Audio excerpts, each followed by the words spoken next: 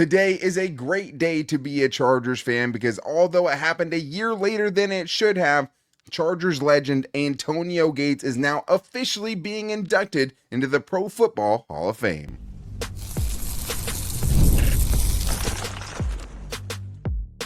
You are Locked On Chargers, your daily podcast on the Los Angeles Chargers. Part of the Locked On Podcast Network, your team every day. What is up, and welcome into the Locked On Chargers podcast. I'm your host, Daniel Wade, joined as always by my co-host, David Droegemeier, and we've been covering the Chargers together now for 9 seasons, but this is our 7th year as the host of the Locked On Chargers podcast, bringing you your team every day. Thank you to the everydayers out there for making us your first listen. To make sure that you never miss the show, go subscribe or follow for free on the Locked On Chargers YouTube channel and listen wherever you get your podcast from. David, what do we got today? From an undrafted free agent to a Hall of Famer, Antonio Gates finally gets his just reward, being inducted into the Pro Football Hall of Fame, and nobody deserves it more. The all-time leader in touchdowns by a tight end in NFL history. It's great to see Antonio Gates amongst the game's elites. And I think the next person to join him might be the guy who threw him most of those touchdowns, which of course is Phillip Rivers. And unfortunately, we also found out that J.K. Dobbins got snubbed for Comeback Player of the Year. He absolutely should have won it after coming back from a career-threatening injury. And if you had the choice, who would it be? Myles Garrett or T. Higgins? Man, I guess that's a good problem to have if you're making that decision. But today's episode is brought to you by FanDuel. New customers can bet just $5, and if you win, you'll score $200 in bonus bets. Download the app or head to FanDuel.com to get started.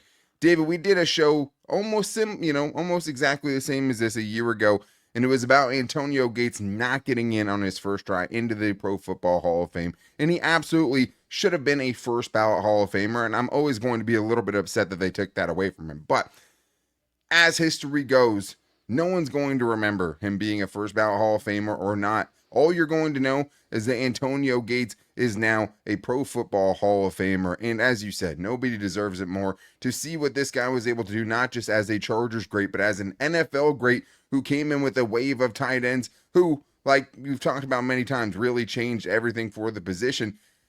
It was so great to see it. And I wasn't sure how I'd feel after he got snubbed last year. But knowing what he was able to do for so long, for one franchise, for the Chargers, man, it was so nice to finally see him get in, even if it is a year later than it should have been. Yeah, I think it's a great point you bring up about him playing with one team, because you just don't see that a lot across all of their professional sports, starting your career with one team and ending it. And for Antonio Gates, that across 16 seasons and 236 games. Of course, he was the all-time leader in touchdown receptions by a tight end and still is 4th in yards, 4th in catches. Just by and large, you look at the tight ends that are in the league today, most of them are there because Antonio Gates changed the way the tight end position was looked at, was scouted, and ultimately played at the highest level in the NFL. Absolutely. I mean, along with the records that he has, right? Obviously, best tight end in Chargers history, and that's a history that includes Kellen Winslow. It's so special to see it. And I mean, you're talking about a 3-time first-team All-Pro, a 2-time second-team All-Pro, and a guy who made it to 8 straight Pro Bowls back when Pro Bowls actually meant something. Yeah. He is one of the greatest tight ends to ever do it. He's one of the greatest red zone weapons in NFL history. And now he gets to join another all-time great with Kellen Winslow in the Hall of Fame, gets to join his teammate LaDainian Tomlinson in the Hall of Fame, and many other greats, Dan Fouts and all of the other guys that have made it before him as Chargers players, and something for Chargers fans. When they go to Canton, potentially, you get to see his bust next to all of the favorite and best players in franchise history. But I think it's also just insane because of where this dude started. You're talking about a guy that never played any collegiate football. That's insane. No college football. He played basketball at Kent State and led them in a little March Madness tournament run, and he was great at basketball as well, but a little bit undersized. Took his talents to the gridiron and never looked back. We're talking about an undrafted player that never played college football, that ended up with 116 touchdowns and more than anyone at his position in NFL history. He has the 7th most receiving touchdowns amongst all positions, wide receivers, any kind of receiving option. Yeah, any player at any position. I mean, he's top 15 in total touchdowns amongst any player in NFL history, including the running backs. The Chargers have 2 players, him and LaDainian Tomlinson, in the top 15 of all time. That's how good this dude was. But the best undrafted tight end ever, right? Oh, period. Easily. One of the top 10 undrafted players in NFL history, period. Such a good player, sneaky athletic, so smooth. Like, I mean, I've seen guys say he looks like he's slow, but he's just so good. Tony Jefferson, current Chargers safety for now, right? He was talking about he always had to guard Antonio Gates, and he just had the best hezzy move that just always threw him off. Oh, yeah. This dude's story, David, is unlike any I think we'll ever see again. Yeah, I mean, he literally took his basketball skills and directly translated them to the gridiron. The ability to box defenders out, the ability to use that slight head fake and that, hezzy move. It all worked to just beautiful effectiveness. And it also didn't hurt that Antonio Gates and his quarterback, Phillip Rivers, were on such a good connection with each other. They had that unspoken chemistry, that ability to know exactly where the other person was going to be. And Phillip Rivers' ability to get him the ball in any of those situations. I remember the game against the Seahawks, which I think was probably one of my favorite games of all time with Antonio Gates back in 2014. He had that 7 reception, 3 touchdown game against the Legion of Boom Seahawks. And they were talking a lot of mess. And he went out there and absolutely dominated and just showcased how much of a different talent that he was from the tight end position. And ever since then, tight ends have become bigger and more effective weapons in almost every offense in the NFL. Yeah, and I mean, he was really at the advent of any kind of basketball players. Like, obviously, Tony Gonzalez, another one of those guys who played basketball and also excelled on the football field, but actually played collegiate football. Right. Then you had guys who came after, like a Jimmy Graham doesn't happen without an Antonio Gates happening. So just awesome to see him rewarded for what was so obviously a Hall of Fame career, so obviously a first ballot Hall of Fame career. But you're right, the chemistry that he had with Phillip Rivers was what made it so special, because there was just such a small window that these guys could create between the two of them where he was unguardable. He boxes you out in the end zone, and Phillip Rivers is going to put it in a spot where no one else can get to it. And it was so much fun to watch for so many years. My favorite connection from any quarterback to any receiving option that I've ever watched. But now, next up for me, David, and let's start the campaign right now, is 2026, when Chargers legend Phillip Rivers is eligible to make it into the Hall of Fame. And I'll say it right now, Phillip Rivers, absolutely a Hall of Famer, and I can't wait to see him get his gold jacket as well. One of the toughest quarterbacks in NFL history. At one point, the NFL's Iron Man for consecutive games played, and, just put up a casual 59,000 passing yards, 397 touchdowns, and 198 interceptions with a completion percentage over 64%. Phillip Rivers was a gamer. He was an incredibly intelligent quarterback and one of the best competitors that we have ever seen put on a Chargers uniform. It was an absolute pleasure and an honor to be able to watch every single one of his games. And I can't wait for the moment where he gets his just due and gets his own gold jacket. Yeah, I mean, I think there will be a lot of debate around him because he was never the best quarterback in any given year, right? He was always up there. He was an MVP candidate many different seasons. And I think that the length of his greatness and just how long he was one of, top 5, top 10 quarterbacks in the league, he absolutely deserves to get in. I mean, when you see where he ranks amongst the best in NFL history, I mean, you brought up the raw stats, 6th in NFL history in passing yards, 6th with all of the great quarterbacks that we've seen, 6th in passing touchdowns, right? Only behind Tom Brady, Drew Brees, Peyton Manning, and Aaron Rodgers in touchdowns. All of those dudes are Hall of Famers, and Phillip Rivers is right there. And unfortunately, Eli Manning didn't get in, and his first chance to get in on the first ballot. What a shame. But guess what? I wouldn't have traded back in a heartbeat. Like, I mean, Phillip Rivers so much better than Eli Manning. 2 Super Bowls or not. Phillip Rivers. How many times did Eli beat the Chargers? Oh, wait, that's right. 0. But there was another unfortunate part that came from the NFL honors, and that was that J.K. Dobbins was snubbed for comeback player in the year. And the more I've thought about whether he should win, the more I've kind of been working myself up about it, because it is insane for them to give Joe Burrow the comeback player of the year after hurting his wrist and missing 7 games. Nonsense. J.K. Dobbins was robbed, and we're going to talk about exactly why and more in today's Locked On Chargers podcast. This show is sponsored by BetterHelp. What do you want your 2025 story to be? Every January brings a new chapter, 365 blank pages waiting for you to fill. If there's a part of your life that you want to rewrite or a plot twist you've been craving, why wait? Life isn't about fleeting resolutions. It's about taking control and becoming the author of your own story. Think of therapy as your personal editor, helping you craft the life that you deserve. It's not just for crisis situations. Therapy can help you develop healthier coping strategies, improve your relationships, and empower you to be the best version of yourself.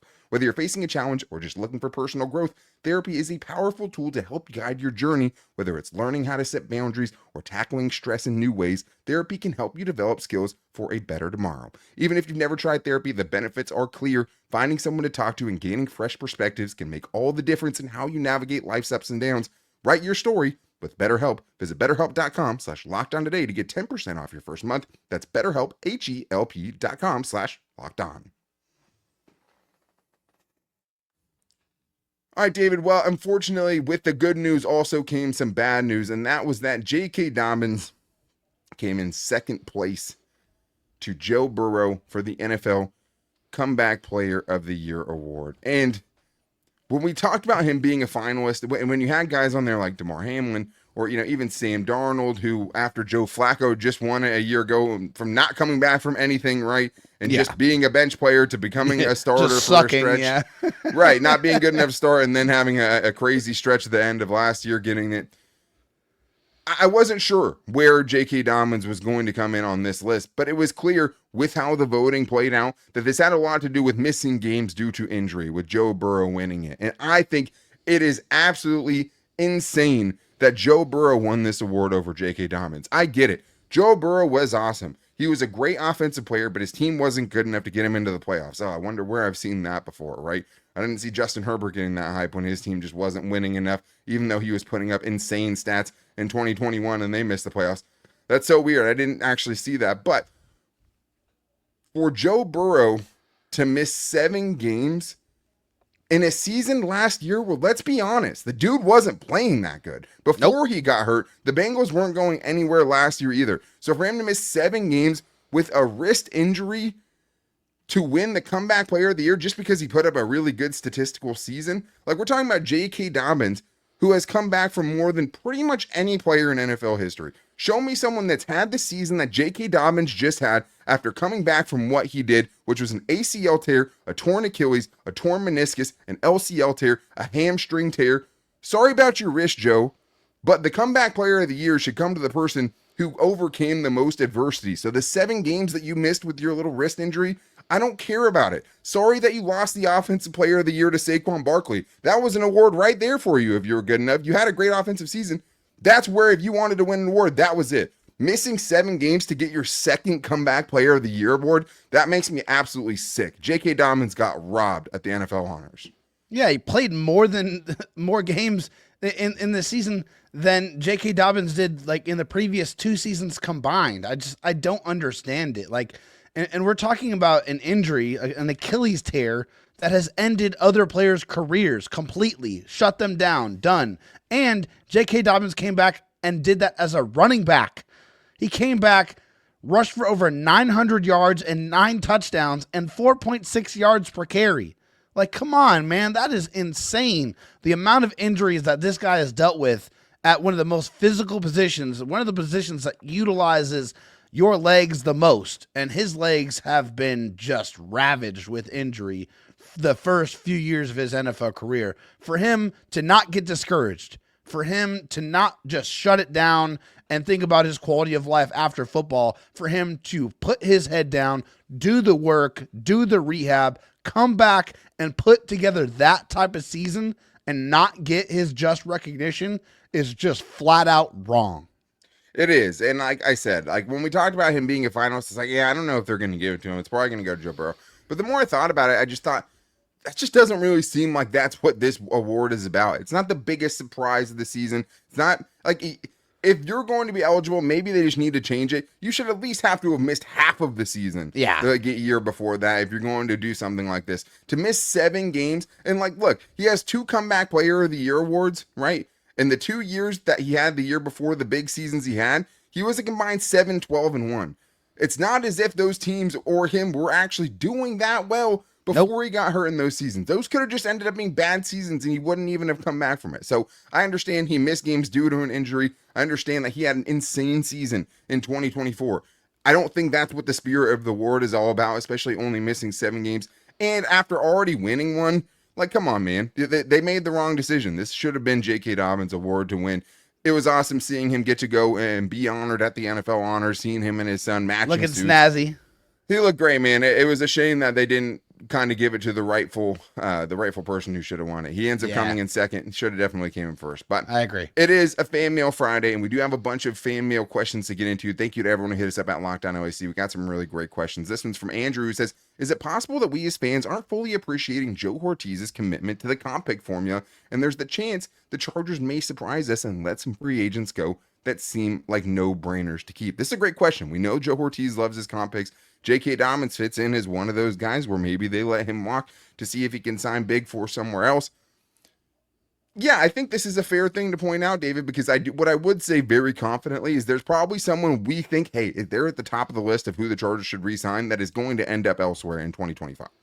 Yeah, the way I look at it, I mean, the Chargers have a ton of 2025, free agent, unrestricted free agents, which obviously that has to be a part of it when you qualify for a comp pick. So what I'm looking at, there's probably about 8 or 9 guys I feel like could potentially fit, go out there and fetch any kind of comp pick. So I'm looking at Bradley Bozeman, J.K. Dobbins, Poona Ford, Morgan Fox, Christian Fulton, Khalil Mack, Elijah Molden, possibly, Denzel Perriman, and Asante Samuel Jr. Those are the players that I look at that I can see definitely going somewhere else and potentially fetching a comp pick. A couple of those guys I definitely want the Chargers to get back, but the fact of the matter is, Daniel, that you don't always get all of the players that you want back in free agency for one reason or another. So I definitely feel like Joe Ortiz wants to get those comp picks flowing because, hey, more shots at bat, more opportunities to try to go get a good player. But I think it's just definitely something we have to pay attention to, and there's going to be some guys that we want that are going to go ahead and leave.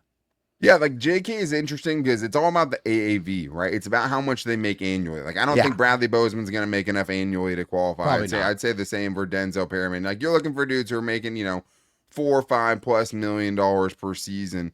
And I think you would look at Khalil Mack, number one. I think Elijah Molden was a good call there. Poona Ford still doesn't seem like there's enough interest around him, which works great for the Chargers, but it wouldn't surprise me to see him get a 2-year, $14 million deal somewhere, and he absolutely deserved it. And I mean, I didn't think Kenneth Murray was going to get the Chargers a comp pick last year either, right? And that is going to land them one. Yeah. So I think the other big part of it that fans have to remember is how much you spend also factors into it, and the Chargers have so much cap space that they're going to kind of have to eat into it themselves with some of the deals that they're more than likely going to sign. But this is kind of where you put yourself when you have so many 1-year deals like you did last year. There's a ton of starting spots up for grabs, so it might not be like you can actually afford to do that and be like, hey, you know what? We actually can't sign these guys, or we have to actually let J.K. Dobbins go because we need the comp picks. It's like, you would be missing a starting running back. You'd be missing a starting edge defender, or starting corner, or starting safety. So comp picks are great. They're not everything. Yeah. Let's get to this next one from Chargers Barney, who says, do you guys think that the Chargers hiring Adam Fuller, that Chef Ortiz will extend Asante Samuel Jr. on a prove-it deal, and Fuller will attempt to change him for the better? As always, go Bolts, and most importantly, FTR. David, something we touched on a little bit yesterday. I don't think this will sway it, or I don't necessarily think Asante Samuel Jr. is coming back, and honestly, seeing kind of how other teams feel about him and how much other teams seem to want Asante Samuel, he could be one of the guys that brings back a comp pick, but it's hard to imagine. It feels like it'd have more to do with how Jesse Minter and Steve Klinkscale, the actual cornerbacks coach, would feel more than the new safeties coach, I would say. Right, and then we've talked about on this show how maybe Asante Samuel Jr. just doesn't fit in with the type of defense that Jesse Minter wants to play. Like you've said that on numerous different occasions, which I think there is a part of that.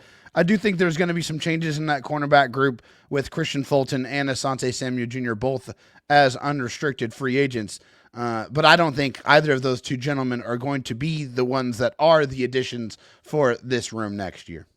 I don't see it happening right now. Things could change. Obviously, the Chargers, we talked about it yesterday, they do need one more corner. You trust the Chargers coaching staff to be able to make that decision and decide to bring one of those guys back potentially. It'll be interesting to see what they make. But we do have more to get into, including a great question, which is this. Would you rather have T. Higgins or Myles Garrett? Firepower on the offense or firepower on the defense? We're getting into that in the best trades and most impactful players the Chargers have gotten in trades in Chargers history, and more in today's Locked On Chargers podcast.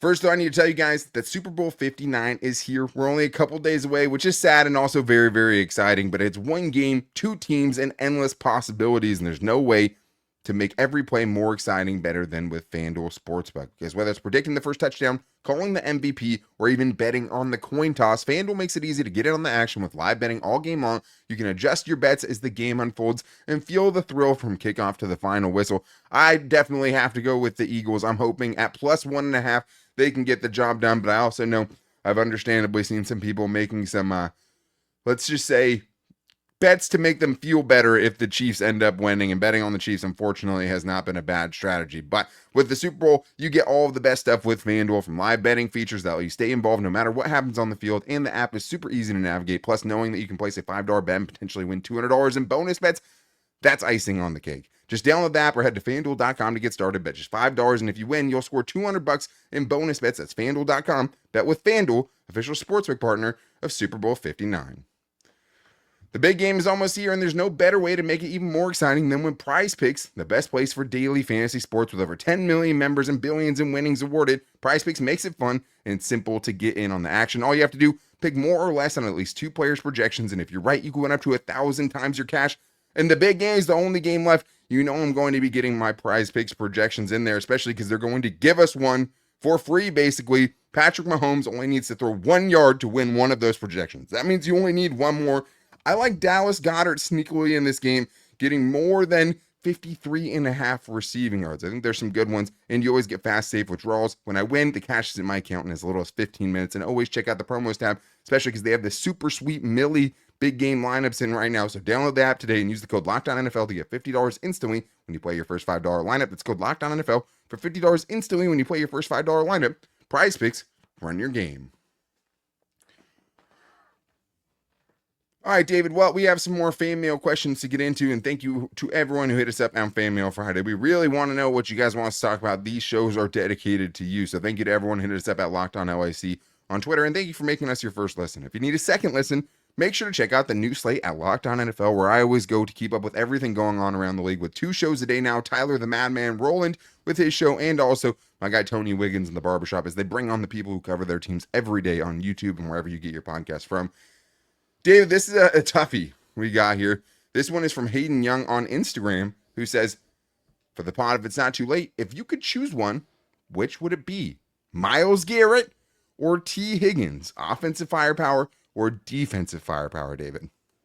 I mean, both of these are obviously great players, and they are going to help whoever team they're on, but I just look at the greatness between them, and obviously one is far greater than the other, in my opinion. Obviously, that is Myles Garrett. I think it's a clear and obvious choice for me. T. Higgins is a great player, but Myles Garrett is Hall of Fame great, and T. Higgins is not anywhere close to that at this point in time in his career. I'm not saying he can't get there, but what Myles Garrett has already done and what he can still possibly do, I think definitely puts him far ahead above in that conversation.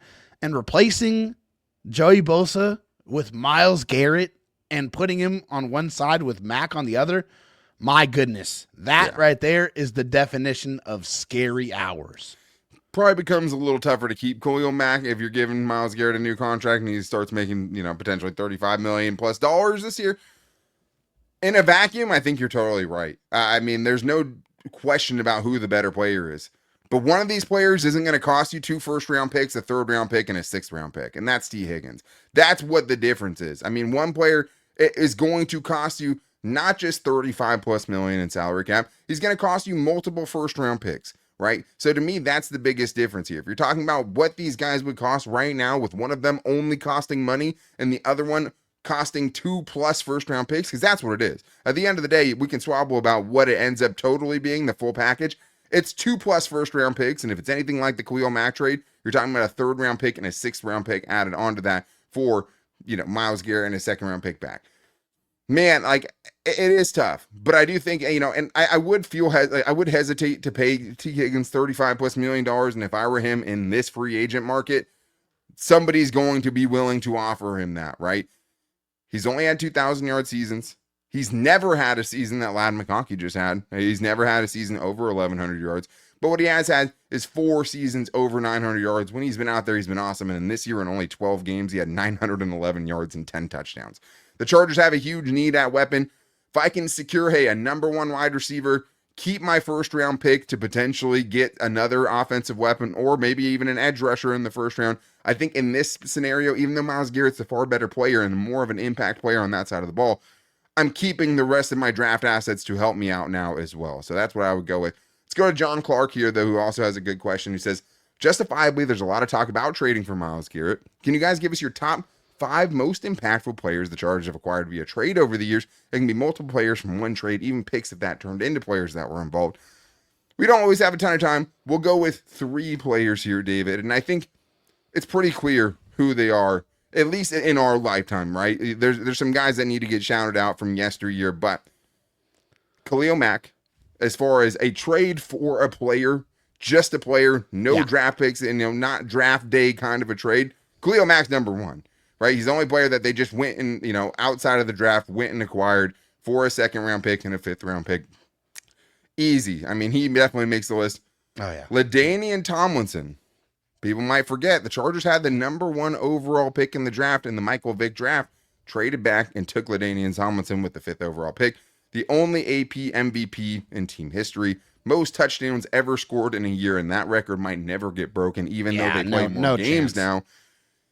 And it's crazy that he's the only MVP in team history, because Dan Fouts got disgustingly robbed in 1982 and lost to a kicker that made 20 out of his 21 field goals. Story for another day. But what are we even talking about? The last one of the 3 here, Phillip Rivers. Traded for Eli Manning. I would never change it a day in my life, David. Best quarterback in Chargers history.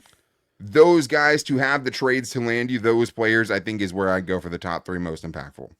And the thing is it wasn't even just Phillip Rivers. It was Phillip Rivers and a pick that turned into Sean Merriman. Yeah. So, I mean, I think those 3 trades by far. And I'll just throw another one in there for just like a straight-up player, and that was for Keenan McCardell back in the day, for, one of those 05-06 Chargers teams. That was, another trade, on the outside of those that definitely made an impact on the Chargers teams that, he acquired. He got acquired for. Yeah, and shout out to other draft day trades that ended up being all-time greats like Leslie O'Neal, just before my time, so I don't feel as comfortable talking about that because these players I all watch, anything from the year 2000 on. Gilbert, the franchise leader in interceptions, was traded for. And what about Ladd McConkey? Trading up for Ladd McConkey could be another one we look at years from now. Really good. Man, that looks like one of the most impactful trades in Chargers history. But let's get to one more here pretty quickly, David, who's Kevin Harris saying, in the history of the Chargers franchise, what season do you think the Chargers had the most complete Super Bowl caliber roster? I'd say 06 or 2010. Those are both up there. Those are both really, really good teams. For me, I'm going 2006 all the way, as I have my entire life, and that'll always be my favorite team until a team surpasses it. Yep, I'm going right there with you. Phillip Rivers, LT, Lorenzo Neal, Antonio Gates, Malcolm Floyd on defense, Sean Merriman, Sean Phillips, Luis Castillo, Jamal Williams, Donnie Edwards, Quentin Jammer, just to name a few. They were stacked on both sides of the ball and went 14-2 that year and was absolutely steamrolling whoever they played. Yeah, I mean, you had 2 Hall of Famers in their prime on that team, LaDainian Tomlinson and Antonio Gates. I think the only problem with that team, and actually me and Athir have argued with this and, messaging each other, because he blames Phillip Rivers for that 2006 loss in the playoffs, which we all know is Marlon McCree's fault, obviously. But I think the hard thing about that team is it was Phillip Rivers' first year as a starter, man. Yeah. Like, if the timing had worked out a little bit differently, if he had gotten more playing time, in the first couple of years he sat behind Drew Brees, who knows what would have happened. But you're talking about what wins you a Super Bowl. How about a disgustingly good offensive line from Marcus McNeil to Chris Dielman to Nick Hardwick to Mike Goff to Shane Olivier. Glass eaters. mauling people, throwing Lorenzo Neal as an honorary offensive lineman, and Brandon Malialiuna as well, because he was just a tank at the position. They don't make tight ends that look like Brandon Malialiuna anymore. Also, what did we talk about literally when we were talking about building a Super Bowl team for the Chargers now? A disgustingly good defensive front. Yeah. Sean Phillips, Jamal Williams, Igor Olshansky, Luis Castillo, Sean Merriman. On the outside, who do you have at corner? You have Quentin Jammer. You have Antonio Cromartie. You have Drayton Florence. In the middle, you got Stephen Cooper. You got Donnie Edwards. They had everything it took, man. That was a Super Bowl worthy team, and a team that absolutely should have won the Super Bowl if they hadn't lost to the Patriots that year, and they were the better team. I mean, to me, it's always going to be 06. I remember when we had even the 2018 team was kind of a flawed team, that 12-4 Phillip Rivers team. The last kind of best chance that he had was to beat the Ravens and Lamar Jackson in the playoffs that year and lost to Tom Brady. Yeah. But 2006, man, that was a team where across the board, like even the receivers, like you'd take, Vincent Jackson, Malcolm Floyd, and Keenan McCardell, plus Eric Parker as your fourth receiver, like that, well, more than good enough back then to get it done. So let's see if the Chargers can build something a little closer to that this year. But those are a lot of legends. We didn't know some of them were going to be legends at the time. And, even like Cromartie was a rookie. Like some of these guys, Phillip Rivers first year starting. The timing didn't perfectly work out because I think if it had, the Chargers probably have a Super Bowl championship. But that's going to wrap things up for today's show. Everyone have fun and be safe during this Super Bowl weekend.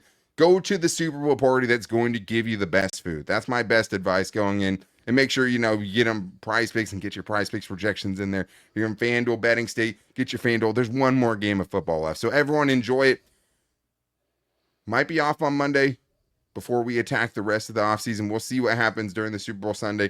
David obviously still on vacation as well. We'll be getting back to Texas before we know it. But thank you to the everydayers, as always, for making us your first listen. Make sure that you never miss the show. Go subscribe or follow for free on the Locked On Chargers YouTube channel and listen wherever you get your podcast from, as well as finding us on all of our social media. You can hit us up like everyone did today on Twitter at LockedOnLAC, or like Hayden did on Instagram at LockedOnChargers, or call into the voicemail line at 323-524-7924 if you want to get your next fan mail question or your next buy or sell in there as well. You can also find the show every day on my Twitter at DanTalkSports and David at DroTalkST. But fun week. Super excited to have one more game to just, enjoy football while we still have it.